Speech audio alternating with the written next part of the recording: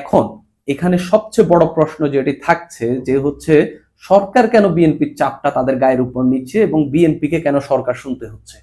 সবচেয়ে বড় প্রশ্ন কেন আমরা দেখলাম হচ্ছে দুই কলেজের মধ্যে মারামারি, মানে দুই কলেজ বলতে একটা কলেজ আরেকটা কলেজের সঙ্গে মারামারি, 7 কলেজের শিক্ষার্থীরা মাঠে নামলেন, কেউ বিশ্ববিদ্যালয় চায়, কেউ হচ্ছে অটোরিকশা চলতে দিতে চায়, কেউ আবার হিন্দুরা হচ্ছে বিভিন্ন দাবিতে নামলেন, আবার শ্রমিকরা কেউ হচ্ছে টাকার লোভ দেখিয়ে হচ্ছে বিভিন্ন জায়গা থেকে শাহবাগে মানুষ জড়ো করতেছেন। এই যে আন্দোলন বা হচ্ছে একটা নৈরাজ্যকর পরিস্থিতি, বিশৃঙ্খল পরিস্থিতি আমরা দেখলাম, এখানেই সরকারের যে গদি, ইউনূস সরকারের যে গদি সেটা কেঁপে উঠছে। মানে কেঁপে উঠছে এমন ভাবে যে হচ্ছে মনে হচ্ছে যে এই নৈরাজ্যকর পরিস্থিতির মধ্যে কোনোভাবেই পতিত সরকারের বা হচ্ছে আওয়ামী লীগ কোনোভাবেই ঢুকে যাবে, আর ঢুকে গেলেই তো শেষ।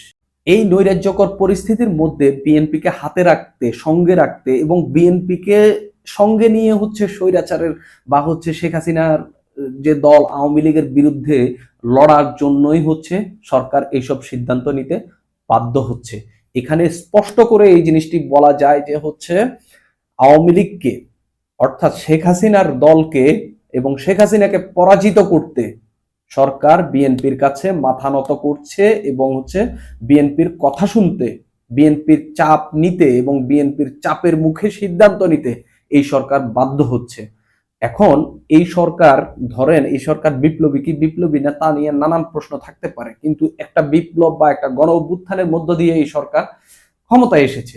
এই সরকার যাদেরকে হটিয়ে ক্ষমতায় এসেছে ঠিক সেরকমই তার যে আওয়ামী লীগ আর বিএনপি তো মুদ্রার এপিট আর ওপিট, ঠিক ওই রকম আরেকটি শক্তির কাছে তারা পরাজিত হচ্ছে বা মাথা নত করছে। তাহলে কি এই বিপ্লব আর এই অভ্যুত্থান, যেটাই বলি আমরা, তার কি আর কোনো লভ্যাংশ এই দেশের মানুষ কি পেতে যাচ্ছে? একেবারেই না।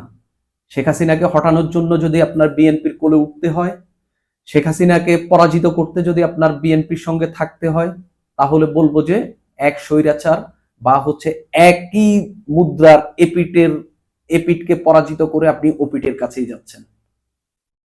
এই বিষয়ে সরকারকে হয়তো, সরকারের আসলে আর বুদ্ধিদীপ্ত হয়েও আর কোনো লাভ নেই। সরকার আসলে একটা জায়গার মধ্যে চলে গেছে। সরকার এখন বিএনপি বা হচ্ছে রাজনৈতিক দলগুলোর সঙ্গে নেগোসিয়েশন বা হচ্ছে এই কোলে উঠেই কাজ করতে হবে। এছাড়া এই সরকারের আর কোনো উপায় নেই, কারণ তাদেরও তো বাঁচতে হবে।